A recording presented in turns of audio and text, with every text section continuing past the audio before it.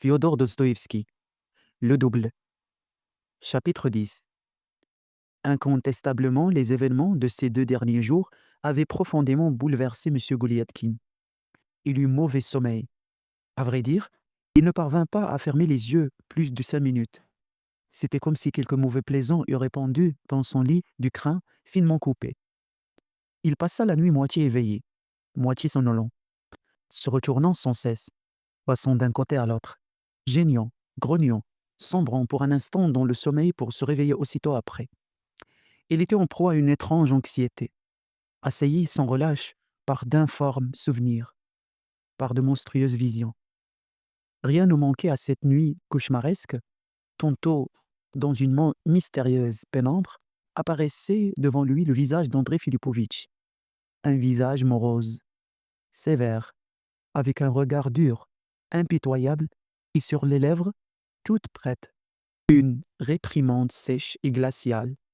M. Goliathkin voulait s'approcher de lui pour essayer de se disculper d'une façon ou d'une autre, pour tenter de lui démontrer qu'il n'était pas tel que ses ennemis le décrivaient, qu'il était au contraire un homme comme les autres et possédait, en outre de ses qualités innées, d'autres avantages substantiels. Mais à ce moment apparaissait un autre personnage facilement reconnaissable à son rictus infâme. En un tournement, il parvenait à réduire à néant toutes les tentatives de notre héros, se servant, pour cela, de quelques stratagèmes crapuleux. Sous les yeux de M. Goliathkin, cet odieux personnage jetait le discret sur sa réputation, bafouant son amour-propre, le traînant dans la boue, enfin, usurpant sa place dans le service et dans la société. Tantôt, notre héros ressentait une démangeaison sur le crâne, résultat de quelques chiquenaudes qu'on venait de lui octroyer. L'incident s'était déroulé dans un endroit public, peut-être même dans les bureaux de l'administration. Il avait été incapable de relever cette offense, pendant que notre héros se creusait la tête pour comprendre pour quelle raison il avait été incapable de protester contre un tel affront. Le souvenir de la chiquenaude prenait insensiblement une nouvelle forme. C'était maintenant le souvenir de quelque lâcheté qui l'obsédait, de quelque lâcheté infime, relativement d'importance. Il ne savait pas très bien s'il s'agissait de quelque chose dont il avait été témoin ou dont on lui avait parlé. Mais cette lâcheté, peut-être l'avait-il commise lui-même, peut-être même lui arrivait-il de la commettre fréquemment et à des fins honteuses, peut-être aussi sans aucune raison. Par hasard, par pudeur ou par impuissance. Pourquoi l'avait-il commise? Oui, pourquoi? Au fond, M. Goliathkin savait parfaitement pourquoi. À ce point, M. Goliathkin se mettait à rougir au milieu de son sommeil. Il cherchait à faire taire sa honte. Il affirmait en balbutiant: il est nécessaire de montrer de la fermeté de caractère, oui, une grande fermeté de caractère. C'est cela. Et ensuite, mais que signifie la fermeté de caractère? À quoi sert de faire appel à la fermeté de caractère maintenant? Mais ce qui irritait prodigieusement M. Goliathkin, c'était qu'à ce moment même apparaissait à nouveau le même personnage hideux. L'avait-on appelé? Venait-il de lui-même? L'affaire n'était-elle pas déjà réglée? Toujours est-il qu'il surgissait avec son affreux rictus et se mettait lui aussi à marmonner avec un infâme sourire. De quelle fermeté de caractère s'agit-il? Quelle fermeté de caractère avons-nous, Yakov Petrovitch, toi et moi? Ensuite, M. Goliathkin se vit en compagnie de gens réputés pour leur intelligence et leur raffinement. Lui-même brillait par son extrême politesse et son esprit, il avait conquis toute l'assemblée. Il était même parvenu, à sa grande satisfaction, à séduire quelques-uns des ennemis qui se trouvaient là. Il était sans conteste le roi de la soirée, suprême en honneur. M. Goliathkin entendit le maître de la maison faire son éloge à un des invités qu'il avait pris à part. Il en fut ravi. Mais soudain, sans rime ni raison, surgissait à nouveau ce personnage hideux et cruel. En un tournement, M. Goliathkin, jeune, renversait la situation. C'en était fait du triomphe et de la gloire de notre héros. Son homonyme l'éclipsait, le traînait dans la boue. Puis encore, il le faisait passer au rang d'une copie, dont lui-même était le brillant original. Il démontrait péré- péremptoirement que notre héros n'était pas l'homme qu'on pouvait s'imaginer d'après les apparences, et qu'en conséquence, il devait être exclu de toute société brillante et distinguée. Cette scène s'était déroulée avec une telle rapidité que notre héros n'avait même pas eu le temps d'ouvrir la bouche. Déjà, les invités étaient acquis corps et âme à son infâme souci. Avec le plus grand mépris, ils s'écartaient du malheur de M. Goliathkin. Aucun ne résistait à l'envoûtement de l'imposteur. Il les accaparait, tous, l'un après l'autre, du plus brillant au plus insignifiant. Cet être faux et vaniteux savait employer les plus doucereuses flatteries pour arriver à ses fins. Il manœuvrait avec tant de douceur et d'habileté que son interlocuteur s'attendrissait immédiatement et, en signe de profonde satisfaction, se mettait à renifler et à verser des larmes d'émotion. Et tout cela était instantané. La rapidité d'action de cet individu louche et vain était stupéfiante.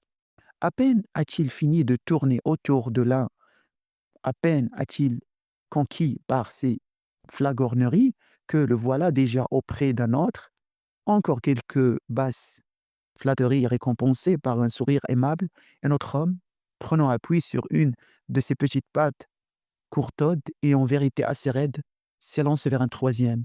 Nouvelle flatterie, nouvelle démonstration de tendresse. À peine a-t-on le temps de faire ouf qu'il est déjà auprès d'un quatrième qu'il entreprend avec le même succès. Cela tient du prodige et de la sorcellerie.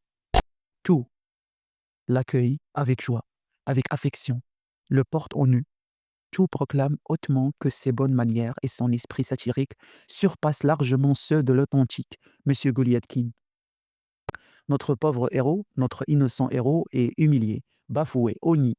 On repousse, qu'on accable, on distribue des chiquenaudes à cet homme, si plein de compassion et d'amour propre pour son prochain. Angoissé, horrifié, tremblant de rage, notre malheureux héros se précipite dans la rue. Il cherche un fiacre. Il veut voler immédiatement chez son Excellence, ou, à défaut, chez André Filipovitch. Mais, comble de malheur, aucun cocher n'accepte de conduire M. Goliathkin. Ils lui disent: «Non, monsieur, il est impossible de conduire en même temps deux êtres absolument semblables. Un homme honnête qui désire vivre honnêtement ne doit pas avoir un double.» Délirant de rage, M. Goliathkin regarde autour de lui et constate que les cochers et Petrouchka, qui se trouvent parmi eux, ont incontestablement raison. Son immonde souci est à 2 pas de lui. Fidèle à son odieuse habitude, il s'apprête déjà à commettre quelque nouvelle indécence. Oui, cet odieux imposteur qui, à chaque occasion, fait miroiter sa bonne éducation et la noblesse de ses sentiments, va, en cet instant si dramatique, commettre une action indigne et ne témoignant certes pas d'une éducation raffinée. Au comble de la honte et du désespoir, notre malheureux héros, l'authentique M. Goliathkin, s'enfuit. Il court droit devant lui, à l'aveuglette, sans savoir où il va. Mais à chaque pas qu'il fait, chaque fois qu'il foule l'asphalte du trottoir, surgit à ses côtés, comme s'il sortait de terre, un nouvel ennemi, un nouveau M. Goliathkin, l'imposteur, toujours aussi affreux, infâme, répugnant.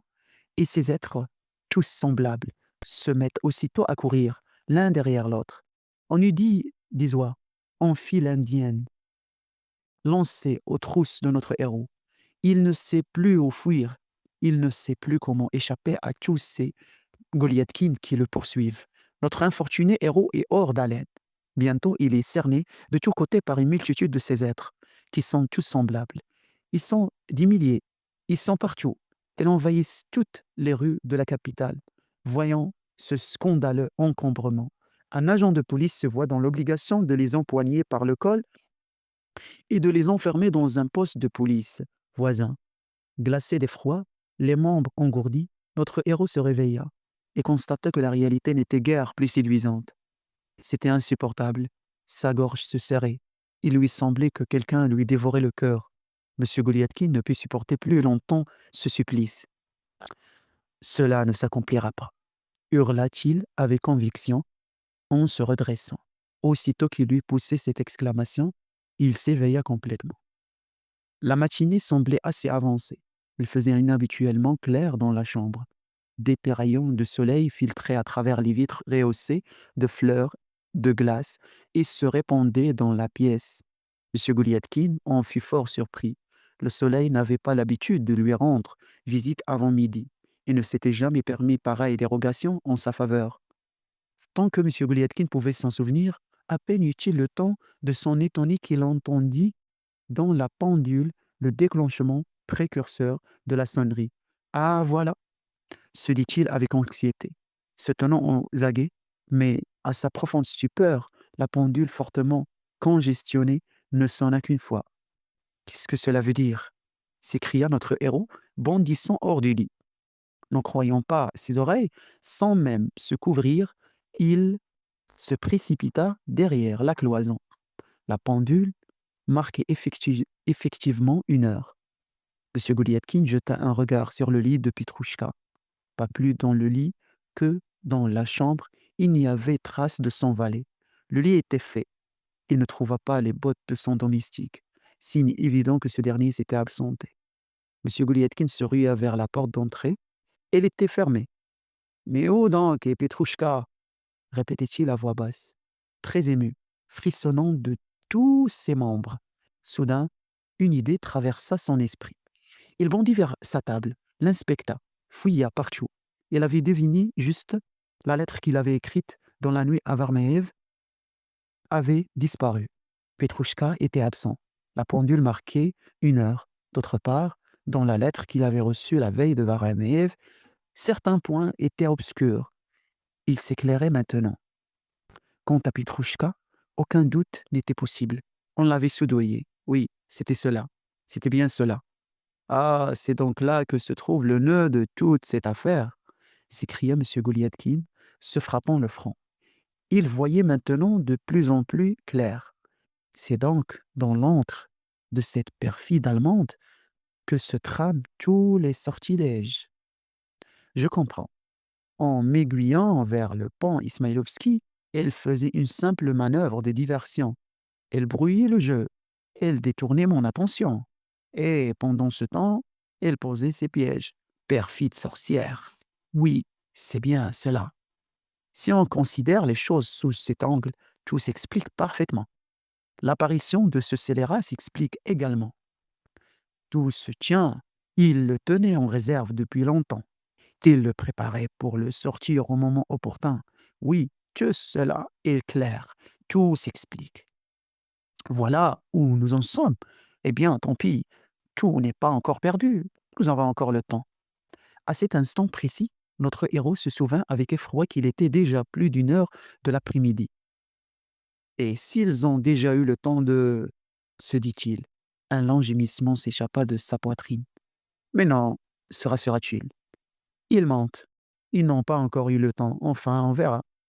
Il s'habilla rapidement, prit une feuille de papier, une plume et composa la lettre qui suit.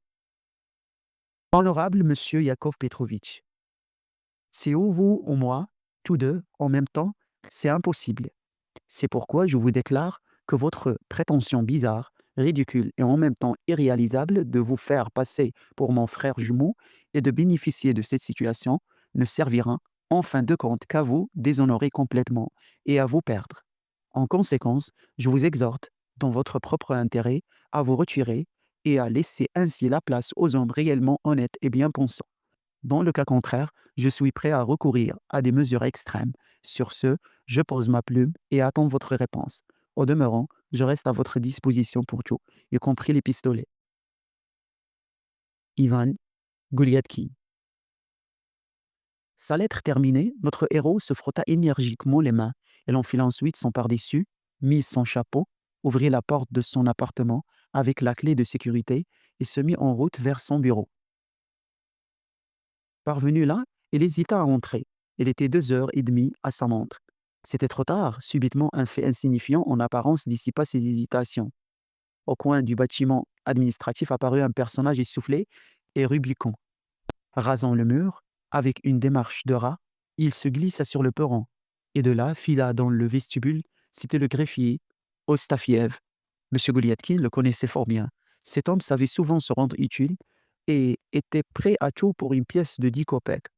Monsieur Goliathkin n'ignorait pas cette corde sensible du greffier, dont la courte escapade motivée certainement par une soif impérieuse devait avoir encore augmenté son inclination pour les espèces sonnantes. Décidé à tous les sacrifices, notre héros bondit sur le perron et s'engouffra dans le vestibule, à la poursuite de Stafiev. Il le héla, puis, avec un air mystérieux, l'entraîna dans un coin obscur, derrière un gigantesque poêle. Une fois là, Monsieur Goliathkin commença son interrogatoire. Alors, mon ami, que se passe-t-il là-haut? Tu comprends que je veux dire, tu comprends ce que je veux dire? Je vous écoute. Votre noblesse, je souhaite une bonne santé à votre noblesse. Très bien, mon ami, très bien. Je te récompenserai, mon ami. Maintenant, dis-moi, mon ami, ce qui se passe là-haut. Que me faites-vous l'honneur de me demander? Ici, le greffier, voilà légèrement avec la main, sa bouche prête à s'ouvrir. Moi? Eh bien, vois-tu, mon ami, c'est à propos de... Surtout, ne t'imagine rien d'extraordinaire. À propos, André Filipovitch, est-il là? Oui, il est là. Et les autres fonctionnaires? Eux aussi sont là, comme d'habitude. Et son Excellence? Son Excellence également. À nouveau, le greffier referma la main de sa bouche. Il sembla à notre héros, Kostafiev, le dévisager d'un regard bizarre, plein de curiosité. Et alors, mon ami, il ne se passe rien d'extraordinaire là-haut? Non, absolument rien. Et alors, mon cher ami, personne n'a parlé de moi, hein? Même en passant, tu me comprends, mon ami? Non, jusqu'à présent, je n'ai rien entendu. À nouveau, le greffier posa la main sur sa bouche, accompagnant ce geste d'un regard étrange sur son interlocuteur. De son côté, M. Goliathkin scrutait le visage d'Ostafiev. Il cherchait à déchiffrer quelques signes révélateurs de pensées mystérieuses, secrètes. Il y avait un secret, à coup sûr. D'ailleurs, le ton d'Ostafiev avait changé. À l'amabilité manifestée au début de l'entretien avait succédé un ton sec et arrogant. Il semblait se soucier peu des intérêts de M. Goliathkin. C'est son droit, au fond, se dit notre héros. Que suis-je pour lui? En effet, il a peut-être déjà touché un pourboire de l'autre partie, après quoi il s'est absenté pour cas de force majeure. Je devrais moi aussi lui donner. Monsieur Goliathkin se rendait compte que l'heure des kopecks avait sonné. Tiens, voilà pour toi, mon ami. Je vous remercie de tout cœur, votre noblesse. Je te donnerai davantage. À vos ordres, votre noblesse. Je te donnerai encore aujourd'hui et autant quand toute cette affaire sera réglée. Comprends-tu? Le greffier, raide comme un piquet, dévisageait M. Goliathkin en silence. Et maintenant parle. As-tu entendu dire quelque chose à mon propos? Il me semble que jusqu'à présent, je veux dire non, rien jusqu'à présent. Ostafiev avait répondu en distillant ces mots, comme le faisait M. Goliathkin lui-même. Il conservait un air mystérieux, faisait jouer ses sourcils, regardait fixement le plancher et cherchait patiemment l'expression adéquate. Bref, il s'efforçait par tous les moyens de mériter la récompense promise, considérant l'argent déjà reçu comme propriété définitivement acquise. Et aucune décision n'a été prise jusqu'à maintenant? Non, pas pour le moment. Bon, écoute, il est probable qu'on saura quelque chose bientôt.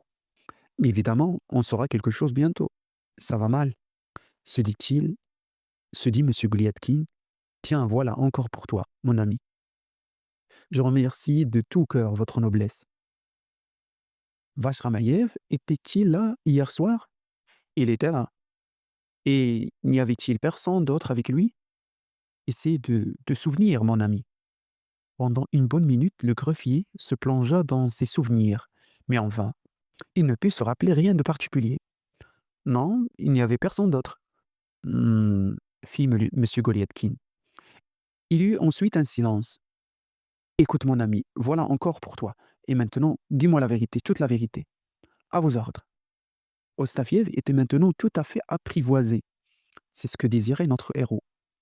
Alors, explique-moi, mon ami, comment le traite-t-on actuellement?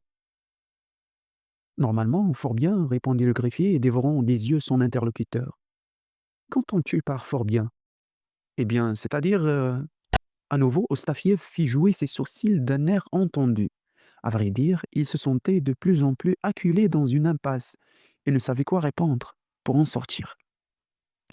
Ça va mal, se dit M. Goliathki. Ne crois-tu pas qu'il complote quelque chose avec Varamayev? Bah, c'est comme d'habitude. Réfléchis bien. On prétend qu'il mijote quelque chose. Quoi donc? Dis vite. À nouveau, le greffier plaça sa main devant la bouche. N'y a-t-il pas des lettres pour moi venant de là-bas? Eh bien, le gardien Mikhaïev est allé ce matin pour Varamayev, chez Varamayev, oui, dans la pension allemande. Alors, tout à l'heure, j'irai le questionner si cela vous convient. Fais-le, mon ami. Rends-moi ce service, je t'en prie, au nom de Dieu. Je dis cela comme ça, ne t'imagine surtout rien d'extraordinaire. J'ai dit cela en passant. Alors, mon ami, c'est entendu. Questionne-le, tâche d'apprendre s'il ne se trame rien là-bas contre moi. Que prépare-t-il, lui? Voilà ce qu'il m'importe de savoir. Va, je saurai te récompenser par la suite, mon ami. À vos ordres, votre noblesse. Ce matin, c'est Ivan Semyonovitch qui a pris votre place au bureau. Ivan Semyonovitch? Ah oui, est-ce possible? C'est André Filipovitch qui lui a donné l'ordre de se mettre là. Est-ce possible? Et en quel honneur? Tâche de savoir, mon ami. Au nom de Dieu, tâche de savoir, mon ami. Tâche de savoir, et moi je saurai te récompenser, mon cher. Voilà ce qui m'importe. Mais surtout, mon ami, ne va pas t'imaginer. À vos ordres, à vos ordres. J'y vais de ce pas, mais votre noblesse n'a-t-elle pas l'intention d'entrer au bureau aujourd'hui? Non, mon ami, non, je suis venu ici en passant, juste pour jeter un coup d'œil. Mon cher ami, va, je saurai te récompenser dans l'avenir. Va, mon cher, à vos ordres. Plein de hâte et de zèle, le greffier s'élança dans l'escalier. M. Gouliatkin resta seul. Ça va mal, se dit-il. Ah, ça va mal, très mal. Ah, notre situation nous semble bien compromise. Que signifie tout cela?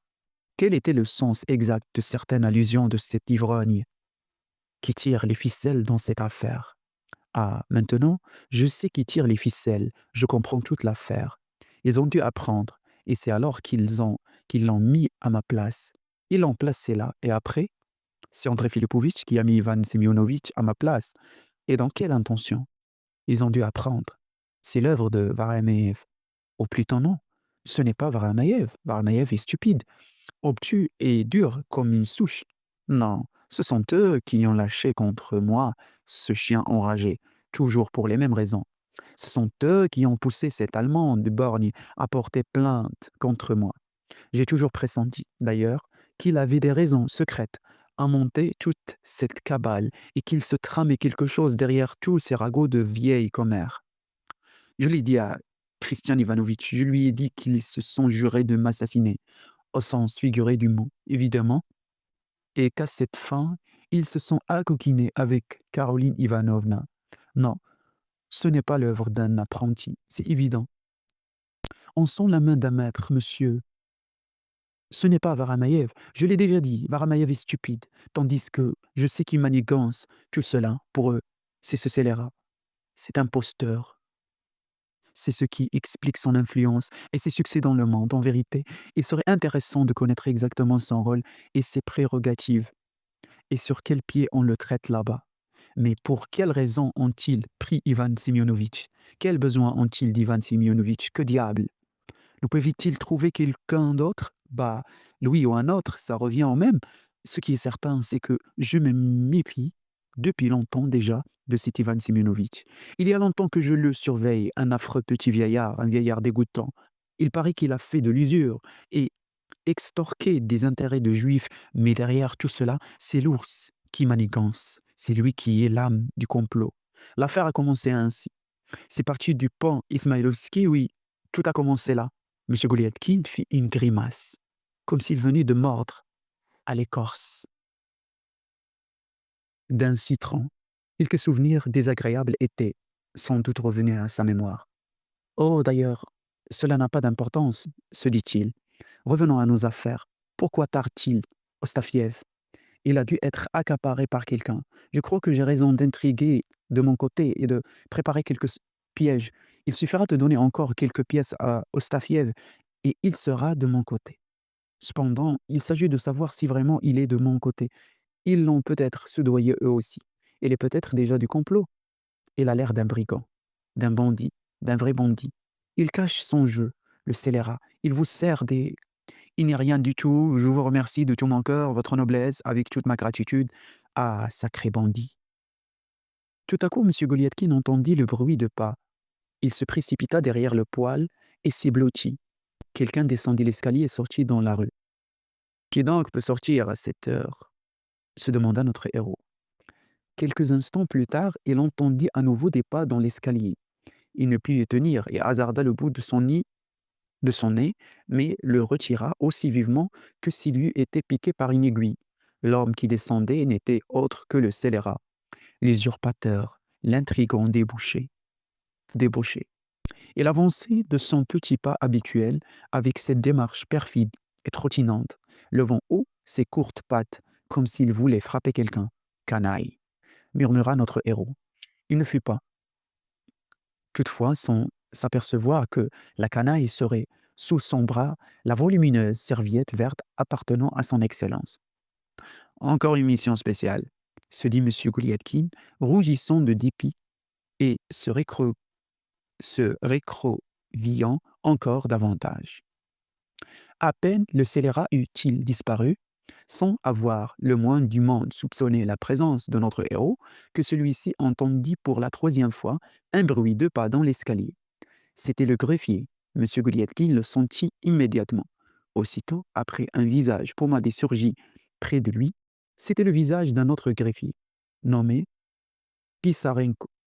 M. Goliathkin fut abasourdi. Pourquoi mêle-t-il d'autres gens à cette affaire se demanda notre héros. Ah, quel barbare! Il n'existe rien de sacré pour eux. Alors, mon ami, quoi de neuf fit-il, s'adressant à Pisarenko. De la part de qui viens-tu, mon ami? Je viens pour votre petite affaire. Jusqu'à présent, nous n'avons eu aucune nouvelle. Nous vous avertirons dès que nous en aurons. Et Ostaviev, il lui est impossible de s'absenter. Votre noblesse, son Excellence a déjà fait le tour des bureaux de 2 reprises. D'ailleurs, je n'ai pas le temps, moi non plus. Merci, mon cher, merci. Mais dis-moi, je n'ai pas le temps, je vous le jure. On nous appelle à tout instant. Veuillez encore rester ici un moment. Et si nous apprenons quelque chose de nouveau concernant votre affaire, nous vous le ferons savoir. D'accord, mon ami, d'accord. Très bien, mon cher ami. Maintenant, autre chose. Voici une lettre, mon ami. Je te récompenserai, mon cher. À vos ordres. Tâche de la remettre à monsieur Goliathkin. Goliathkin? Oui, mon ami, à monsieur Goliathkin. Parfait. Dès que j'aurai fini les affaires urgentes, je la lui porterai. Quant à vous, restez ici pour le moment. Personne ne peut vous voir ici. Mais mon ami, ne crois pas cela. Je ne reste pas ici pour qu'on ne me voie pas. Non, mon ami, ce n'est pas ici que j'attendrai. C'est dans la petite ruelle à côté. Il y a là un café, j'y attendrai. Et toi, s'il arrive quelque chose, ne tarde pas à m'en avertir. Comprends-tu? Très bien, j'ai compris. Maintenant, laissez-moi partir. Et je te récompenserai, mon cher, cria M. Goliathki, le greffier qui, s'étant dégagé, s'éloignait déjà. Ce scélérat devient de plus en plus insolent, se dit notre héros, sortant subrepticement de derrière le poêle. Ah, il y a là aiguille sous roche. C'est clair, au début, il n'y avait que quelques réticences. Après tout, il était peut-être réellement pressé. Il est sans doute très occupé. Alors son Excellence a fait 2 fois le tour des bureaux. Et en quel honneur! Bah, ce ne fait rien. Ça n'a peut-être aucune importance. Attendons et nous verrons. M. Goliathkin s'apprêtait à ouvrir la porte pour sortir. Mais, au même moment, il entendit le fracas d'une voiture qui s'arrêtait devant le perron. C'était celle de son Excellence. M. Goliathkin n'avait pas encore retrouvé ses esprits lorsque la portière s'ouvrit. L'homme qui se trouvait dans la calèche d'un banc se trouva sur le perron. Cet homme n'était autre que M. Goliathkin jeune, qui, 10 minutes auparavant, avait quitté le ministère. Notre héros se souvint alors que l'appartement de son Excellence se trouvait à 2 pas. Évidemment, en mission spéciale, pensa notre héros, mais déjà l'imposteur ouvrait la porte d'entrée